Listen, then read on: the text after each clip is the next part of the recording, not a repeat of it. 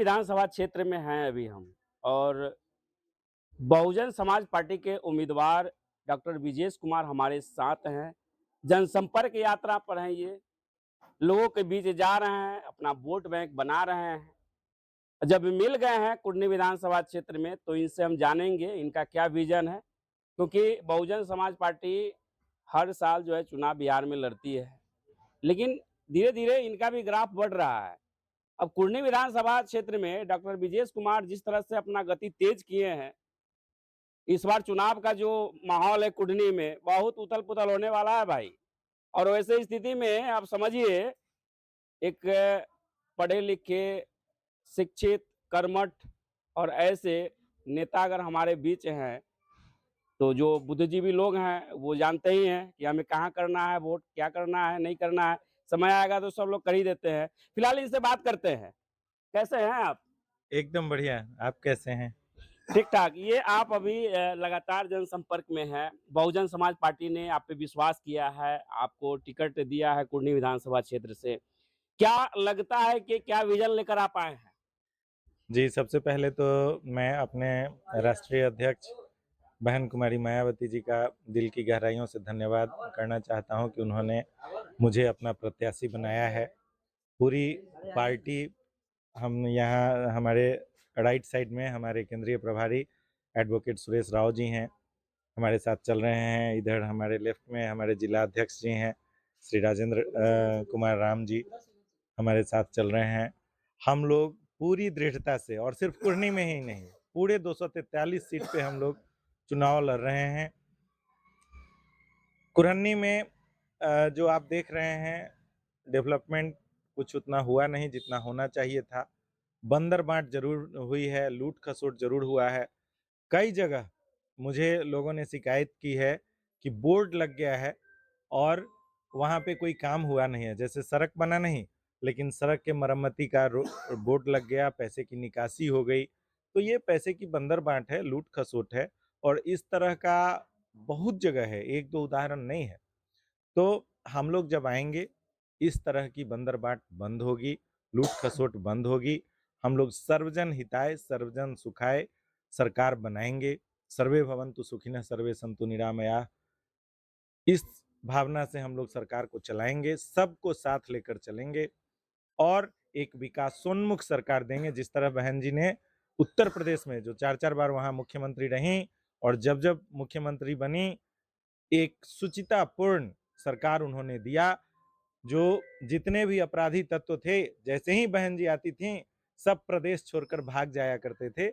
उस तरह की सरकार हम लोग यहाँ बिहार में देंगे और यहाँ कुरहनी का क्या हाल है वो तो आपको मेरा चेहरा देखने से ही आपको पता चल गया होगा और बाकी प्रत्याशियों का भी चेहरा आपने देखा होगा, सबके चेहरे पे हवाइयाँ उड़ रही हैं। इस बार कुरहनी में आपने सही कहा, परिवर्तन होगा। लोग पूरी तरह परिवर्तन के मूड में हैं, लोग बहुजन समाज पार्टी के साथ हैं और हम लोग 14 तारीख को चौंकाने वाला रिजल्ट देंगे। अच्छा, ये जो है आपका घोषणा पत्र क्या है? मान लीजिए जनता के बीच तो आप जा रहे हैं, तरह-तरह की समस्याएँ आ रही है, लोग से मिलते हैं तो समस्या बताएँगे ही, क्योंकि आप नेतृत्व करने वाले लोग हैं। तो ये घोषणा पत्र में क्या आपने दिया है? देखिए, हमारी पार्टी एकमात्र पार्टी है, जो अलग से घोषणा पत्र जारी नहीं करती है। हमारा जो मैनिफेस्टो होता है, संविधान ही हमारा मैनिफेस्टो है।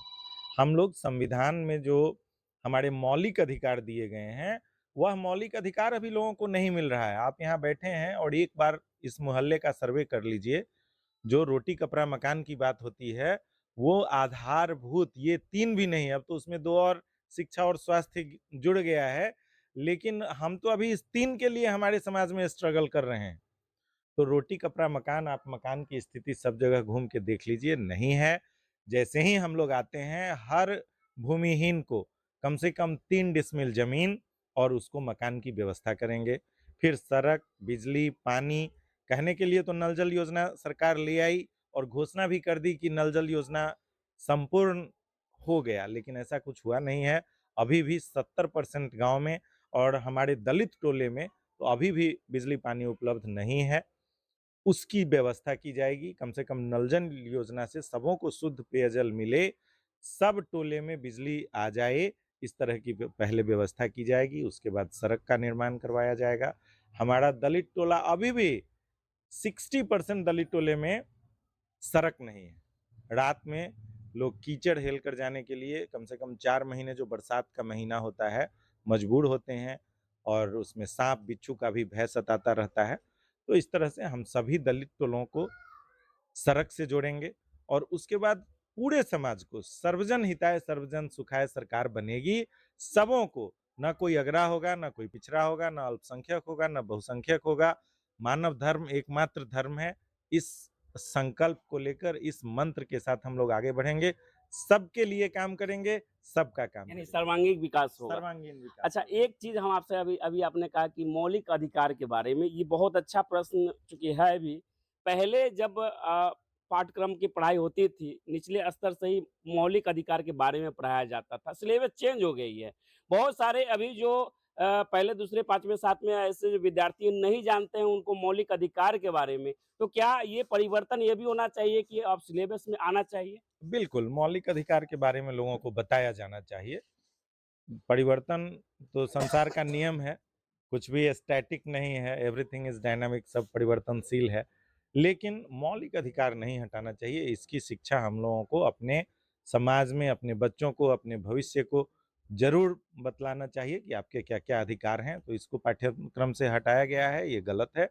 इसको जोड़ने के लिए हम लोग, जी, बिल्कुल। आपकी लड़ाई कुढ़नी में किससे है? हमारी लड़ाई सीधी-सीधी महागठबंधन से है, क्योंकि एनडीए तो पहले आउट है। हमारी सीधी लड़ाई महागठबंधन से है, लेकिन महागठबंधन भी दो फार है, इसलिए हम लोग बहुत बड़े मार्जिन से यह चुनाव जीतेंगे। कितने की मार्जिन से आप जीतने वाले हैं? कम से कम 25,000 वोट से हम लोग यह चुनाव जीतेंगे।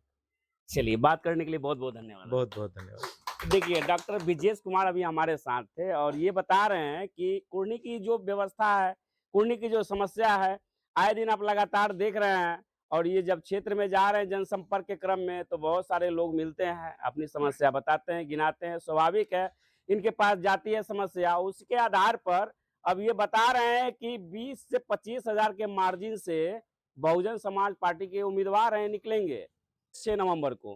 फिलहाल देखते रहें न्यूज़ लाइव नेटवर्क।